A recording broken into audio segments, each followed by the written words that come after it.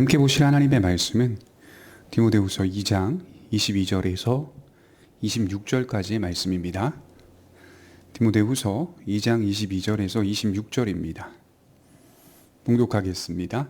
또한 너는 청년의 정욕을 피하고 주를 깨끗한 마음으로 부르는 자들과 함께 의와 믿음과 사랑과 화평을 따르라. 어리석고 무식한 변론을 버리라. 이에서 다툼이 나는 줄 알미라. 주의 종은 마땅히 다투지 아니하고 모든 사람에 대하여 온유하며 가르치기를 잘하며 참으며 거역하는 자를 온유함으로 훈계할지니 혹 하나님이 그들에게 회개함을 주사 진리를 알게 하실까 하며 그들로 깨어 마귀의 올무에서 벗어나 하나님께 사로잡힌 바 되어 그 뜻을 따르게 하실까 함이라. 아멘. 지금 바울은 마치 스승이 제자를 걱정하고 있듯이 이 말씀을 기록하고 있는 것이죠. 부모가 자녀를 걱정하듯이 또 자녀를 걱정하며 기도하듯이 그런 마음과 심정으로 디모데에게 이 말씀을 기록하고 있는 겁니다. 특별히 오늘 본문을 보게 되면 디모데에게 조심하라 라고 하는 차원으로 말씀을 던지고 있어요. 디모데가 지금 조심해야 할 것은 무엇입니까? 22절이 말씀하고 있듯이 또한 너는 청년의 정욕을 피하라 이렇게 표현하고 있죠. 청년의 정욕을 피하라 라고 하는 말씀이죠. 이 정욕이라고 하는 것을 대적하라 라고 말하지 않고 피하라 라고 하는 말씀의 의미를 좀 들여다볼 필요가 있죠. 이 정욕은 죄를 가지고 죄의 본성 속에 살아가는 인간의 삶 속에 항상 따라다니는 매우 어려운 문제입니다. 우리가 맞서 싸우기가 굉장히 쉽지 않은 주제이기 때문에 바울은 이런 주제를 가지고 피하라 라고 말씀을 하고 있는 것 같아요. 그만큼 굉장히 어렵다라고 말씀을 하는 겁니다. 이 정욕이라고 하는 것은 인간에게 있어서 어떤 때에 또 특별히 어떤 지금 말씀하고 있듯이 청년의 때에만의 문제가 아니라 어린 아이든 또 청년이든 또 노년의 때이든 인간의 모든 인생 속에 항상 따라다니고 또 신자를 괴롭히는 주제라고 볼 수가 있습니다. 이처럼 죄성을 가진 인간은 언제나 정욕대로 행하려고 하는 경향이 있습니다. 그런데 이 정욕이 더욱 왕성할 때가 바로 청년의 때죠. 그래서 인간의 죄의 정욕이 더욱 왕성하게 드러날 때가 바로 청년의 때입니다. 전도서에 보면 이 말씀을 솔로몬이 이렇게 표현하고 있거든요. 전도서 11장 9절을 한번 찾아볼까요? 전도서 11장 9절입니다. 청년이여 내 어린 때를 즐거워하며 내 청년의 날들을 마음에 기뻐하여 마음에 원하는 길들과 내 눈이 보는 대로 행하라. 그러나 하나님이 이 모든 일로 말미암아 너를 심판하실 줄 알라. 청년이여 너의 그 청년의 때를 즐기라. 네가 원하고 네 눈이 보기에 좋은 대로 행하라. 마치 이것은 우리의 정욕을 부추기는 것 같은 말씀 같지만 사실 솔로몬은 이렇게 마지막을 장식하고 있죠. 하나님이 이 모든 일로 말미암아 너를 심판하실 줄 알라. 하나님 앞에서 누구도 벗어날 수 없다라고 하는 사실을 분명히 말해주면서 무엇이 즐거운 청년의 때인가? 무엇이 좋은 것을 보는 것인가? 무엇이 원하는 것인가? 청년의 때를 잘 짚어보고 생각해보며 행하라 라고 말씀을 하고 있는 겁니다. 그래서 청년의 때에 정욕은 대단히 위험한 것입니다. 성적으로도 위험하고요. 청년의 때에 물질적으로도 위험하고요. 청년의 때에 정신적으로도 위험하고 또 도덕적으로도 위험합니다. 그러니까 모든 부분에 청년의 때는 항상 위험이 도사리고 있다라고 하는 사실을 기억하셨으면 좋겠어요. 그래서 제 어린 시절을 생각해 보면 이제 어른이 되었으면 좋겠다. 이유가 뭐냐면 내가 원하는 대로 할 수 있으니까. 부모의 보호를 받는 것이 감사하고 좋은 일이지만 지금 생각해 보면 그것이 참 귀한 일이고 소중한 일이지만 책임이 부모에게 있는 것처럼 보여지는 이제 현실을 사니까요. 그런데 이제 막상 어른이 되고 나니까 어른이 되고 싶었던 그런 시절이 있었지만 어른이 되고 나니까 이게 어른으로서 살아가는 것이 쉽지 않다는 것을 보게 되죠. 그러니까 단순히 어린 시절에는 내가 하고 싶은 것을 마음대로 하지 못한다는 것에 대한 불편함이 있었던 거예요. 이게 바로 정욕입니다. 어린이들의 정욕. 그리고 정작 내가 어느 정도의 나이를 이제 먹고 어느 정도 청년의 때에 이르렀을 때에 이제 정말 내가 원하는 대로 자유롭게 행할 수 있는 때가 되자 죄를 짓고 있는 제 자신을 보게 되는 거죠. 정말 죄의 자유 속에서 마음껏 행하는 그런 모습들을 보게 되는 것이죠. 그러니 청년의 때는 정말 누구에게나 위험한 때다, 이렇게 말씀을 드리고 싶어요. 자, 그렇다면 이 청년의 정욕을 피하는 처방이 무엇이겠습니까? 바울은 이 처방을 22절에 이렇게 하반절에 말씀하고 있어요. 너는 청년의 정욕을 피하고 주를 깨끗한 마음으로 부르는 자들과 함께 의와 믿음과 사랑과 화평을 따르라. 처방이 뭐냐면 의와 믿음과 사랑과 화평을 따르라 라고 하는 처방입니다. 이것이 바로 탁월한 처방입니다. 하나님의 은혜와 또 하나님의 진리와 또 하나님의 말씀을 따르는 길, 또 그 길을 집중하는 것, 갈망하는 길이야말로 정욕을 피하는 탁월한 처방이 된다는 것입니다. 디모데는 지금 청년입니다. 하나님의 말씀을 맡은 사역자이긴 하지만 그는 여전히 청년의 때를 지내고 있습니다. 그러므로 디모데도 사역자이긴 하지만 늘 위험 속에서 사역을 감당하는 연약한 자로 서 있다는 사실을 명심해야 한다는 것이죠. 누구든지 이러한 유혹에 빠질 수 있다는 거예요. 목회자든 목회자가 아닌 사람이든 누구든지 공평하게 청년의 때라고 하는 것은 위험한 때다, 정욕의 때다라고 하는 사실은 변함이 없다는 것입니다. 여러분, 요셉이 청년의 정욕을 피할 수 있었던 이유가 뭘까요? 저는 이렇게 봐요. 오늘 말씀을 빗대어 이야기하자면 요셉은 의와 믿음과 사랑과 화평을 따랐기 때문입니다. 요셉이 집중했던 길은 의와 믿음과 사랑과 화평이었다는 사실을 성경이 기록하고 있다는 것이죠. 창세기 39장 9절을 보면 요셉이 보디발 아내의 유혹 속에서 이런 말을 남기고 뛰쳐나와요. 그러니까 피하는 장면입니다. 39장 9절에 보면 이 집에는 나보다 큰 이가 없으며 주인이 아무것도 내게 금하지 아니하였어도 금한 것은 당신뿐이니 당신은 그의 아내임이라. 그런즉 내가 어찌 이 큰 악을 행하여 하나님께 죄를 지으리까. 하나님 앞에서 서 있는 요셉의 모습을 보게 되죠. 내가 어찌 하나님께 죄를 지을 수 있습니까? 우리 주인에게 죄를 지을 수 있습니까? 이렇게 말하지 않고 하나님 앞에 서 있다는 건 의와 믿음과 화평과 사랑을 따르고 있었다, 이렇게 말씀을 드릴 수 있어요. 우리 이렇게 정리해 보자고요. 선한 것을 따르면 따를수록 더욱 빨리 그리고 더욱 멀리 악한 것에서 떠나게 될 것이다.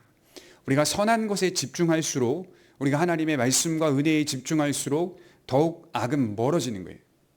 더욱 빨리 악에서 벗어나는 거예요. 우리가 그것에 집중하지 못하기 때문에 그 정욕 안에 살아가게 되는 거 아니겠습니까? 또 이어서 22절을 자세히 보시면 이렇게 또 말씀을 하고 있어요. 너는 청년의 정욕을 피하고 주를 깨끗한 마음으로 부르는 자들과 함께. 정욕을 피하는 또 다른 방법은 바로 이 함께라고 하는 가치입니다. 주를 깨끗한 마음으로 부르는 자들과 함께 피하는 거예요. 그러니까 혼자서는 안 된다. 그래서 교회라고 하는 단어가 복수의 형태이잖아요. 성도가 서로 교통한다는 것은 정욕을 피하게 만드는 그런 서로 간의 협력이 있다는 것이죠. 서로의 교통을 통하여서 신실한 자가 연약한 자들을 일으켜 세워서 그 정욕의 자리에서 떠나게 만드는 영향을 끼칠 수 있다, 이렇게 말씀을 하는 거죠. 홀로 서면 쉽지 않습니다. 신앙생활이라고 하는 것이 혼자 독단적으로 하는 것이 쉽지 않아요. 그래서 교회라고 하는 단어를 묶어주신 거예요. 서로 성도들끼리 죄의 정욕 속에 처해 있는 사람을 다시 하나님의 믿음의 길로 옮길 수 있는, 삼겹줄은 끊어지지 않는다는 그 솔로몬의 고백과 같이 우리가 홀로 서면 넘어지기 쉽고 부서지기 쉽지만 함께 서면 서로를 부둥켜 안고 세워줄 수 있다는 사실을 우리가 그걸 경험하면서 신앙생활을 하는 겁니다. 그래서 혼자 신앙생활하는 것 같지만 결코 혼자 신앙생활을 하지는 않습니다. 바로 하나님을 향하여 깨끗한 마음으로 부르는 자들의 영향 속에서 함께 같이 신앙생활을 세워갈 때 우리는 정욕을 피할 수 있다라고 말씀을 하는 거죠. 그러니까 실제적으로 적용해 보면 어떤 크리스찬 청년이 늘 주변에 크리스찬이 아닌 청년들로 가득 차 있는 거예요. 그 무리 속에서 무엇을 배우겠어요? 정욕만 배우는 거예요. 죄의 정욕만 배우는 거예요. 그러나 이 청년이 그리스도인 청년들과 함께 하나 되어 함께 청년의 때를 보내면 서로가 기도해주고 서로가 함께 해주고 서로가 죄의 자리에 머물 때에 다시 선의 자리로 올 수 있도록 힘을 주고 협력해주고 도와주는 그런 영향을 서로가 서로에게 끼친다는 거 아니겠습니까? 그래서 믿음의 사람들을 곁에 두는 것이 매우 중요한 것입니다. 또 디모데는 무엇을 조심해야 할까요? 두 번째로 생각해 볼 것은 23절에 어리석고 무식한 변론을 조심해야 할 것입니다. 그래서 23절 이렇게 기록하고 있어요. 어리석고 무식한 변론을 버리라. 이에서 다툼이 나는 줄 알미라. 여러분 그런 것 같아요. 대체로 어리석고 무식한 변론을 좋아하는 사람들은 자신이 현명하고 유식한 자들인 줄 착각합니다. 그러나 바울은 그들이야말로 어리석고 무식한 자들이라고 말하고 있어요. 그들은 어떤 존재입니까? 오늘 말씀대로 표현해 보면 의미 없는 언쟁을 좋아하는 자들, 또 유익하지 않은 주제를 질문으로 삼아서 늘 언쟁하는 사람들, 하나님의 말씀을 믿음으로 받기보다 언쟁의 도구로 사용하는 사람들, 하나님이 원하시는 것은 교묘한 논쟁을 일삼는 게 아니라 하나님이 원하시는 것은 믿고 행하는 것이다. 단순해요.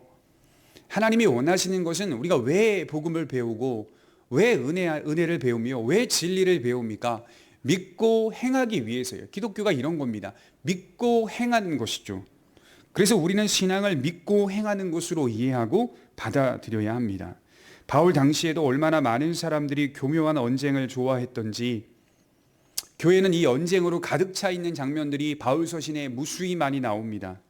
신앙의 유익을 위해서 하나님의 창조와 구속과 재림과 심판을 서로 토론하고 이야기하는 게 아니더라고요.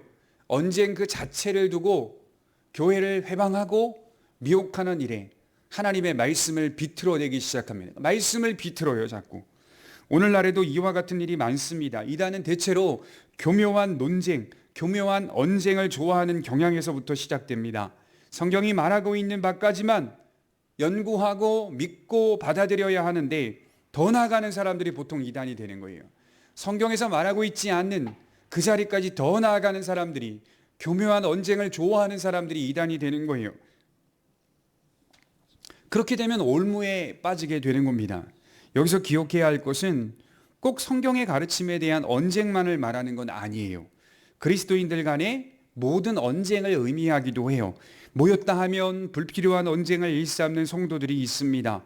서로 대립하게 만들고 서로 대적하게 만들고 다투게 만들고 오늘도 다툰다라고 표현하고 있죠.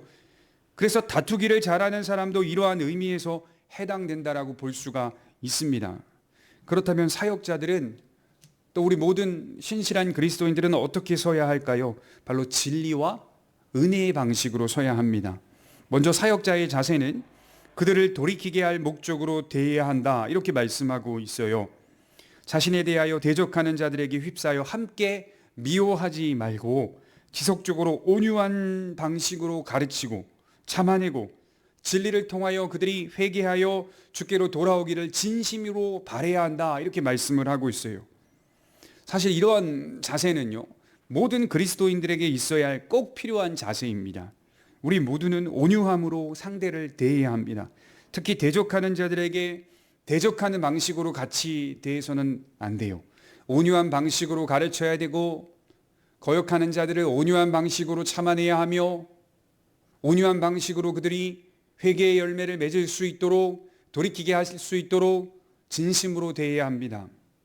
그들은 지금 26절에 어떤 상황인가 이렇게 말씀을 하고 있어요. 26절에 보면 그들로 깨어 마귀의 올무에서 벗어나. 그들은 어떤 상황입니까? 마귀의 올무에 있는 상황. 그러니까 단지 낙심했다 이런 차원이 아니라 한 번도 회개한 적이 없는 상황 이 얘기입니다. 마귀의 올무라는 것은 마귀에 잡혀 있다라는 뜻이에요. 마귀의 종이 되어 있다는 뜻이에요. 한 번도 자유를 경험해 보지 못한 상황. 여러분 올무에 걸린 동물을 보았습니까? 군대 생활을 하면서 제가 본 적이 있는데 딱 올무에 붙잡히니까요 발버둥을 치면 칠수록 나오지도 못해요. 더 고통스러울 뿐이에요. 그러니 이 고란이라고 하는 동물이 가만히 있더군요. 처음에는 소리를 치고 발버둥 치다가 가만히 있어요. 왜요? 그게 좀 덜 아프니까 순순히 받아들이고 있더라고요. 올무에서 벗어나면 벗어날수록, 애를 쓰면 애를 쓸수록 고통이 더해지고 벗어나지도 못하고 고통스러워하는 그 동물을 본 적이 있습니다. 그러니 여러분, 한 번도 이러한 자유를 경험하지 못한 사람들, 마귀의 올무에 걸려있는 사람들은 스스로의 능력으로 안 되는 거예요. 거듭난 신자가 도와줘야 돼요. 하나님의 백성이 도와줘서 그들로 하여금 진심으로 하나님께 회개케 하여 돌아오게 하는 그 일들을 우리에게 부여하신 것입니다. 그러니 한편으로 불쌍한 처지라고 생각할 수가 있겠죠. 그래서 우리는 온유의 방식으로 거역하는 자들을 대해야 합니다.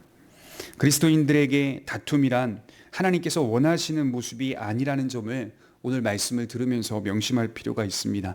그렇다고 우리가요, 온유한 방식, 잘 참아내는 방식, 인내하며 그들로 하여금 회개케 하기 위한 목적으로 하나님의 말씀을 가르친다고 하여도 그것이 100% 성공한다라고 하는 보장은 없습니다. 기억하셔야 돼요. 결과는 언제나 하나님께서요.